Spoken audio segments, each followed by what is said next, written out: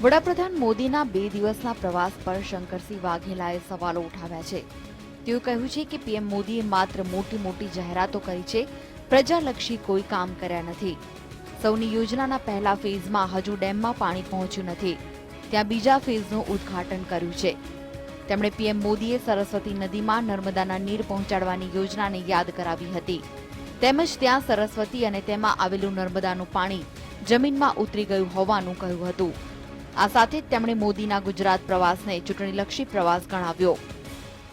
જે સૌની યોજના ત્યાં ચાલુ કરી હતી એમાં તો અત્યારે હુકા ઉડે, ત્યાં કઈ છે નહીં. જામનગરની બોર્ડર ઉપર જે હતું એ બધું દુનિયાભરનું બધું એ આ 115 માંથી 5 ડેમ પણ ભરાયા નથી. આ ચૂંટણીલક્ષી લોકોને મૂર્ખા બનાવવા સિવાયનું કંઈ નથી. પ્રધાનમંત્રી પદની એક ગરિમા હોય, મુખ્યમંત્રી પદની એક ગરિમા હોય. જૂઠું બોલવામાં શરમ સંકોચ ન હોય. આપણને નવાઈ લાગે કે આવું જૂઠું બોલાય. 5 વર્ષે ઇલેક્શન ના આવવાનું હોય તો ગુજરાત યાદ આવવાનો સવાલ જ નથી.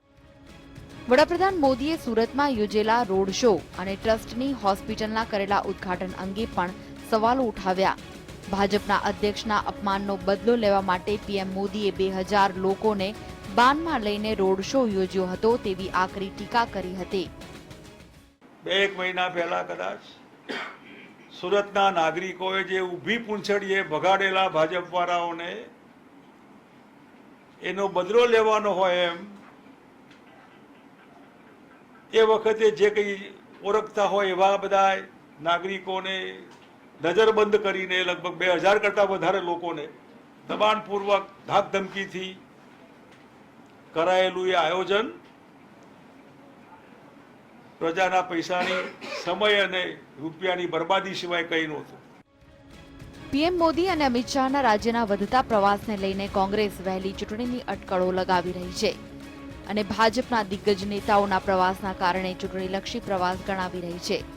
ત્યારે કોંગ્રેસ કઈ રણનીતિ સાથે મેદાનમાં ઉતરે છે તે હવે જોવું રહ્યું. કેમેરામેન મનીષ પુરોહિત સાથે હિતેન્દ્ર બારોટ, GSTV, ગાંધીનગર.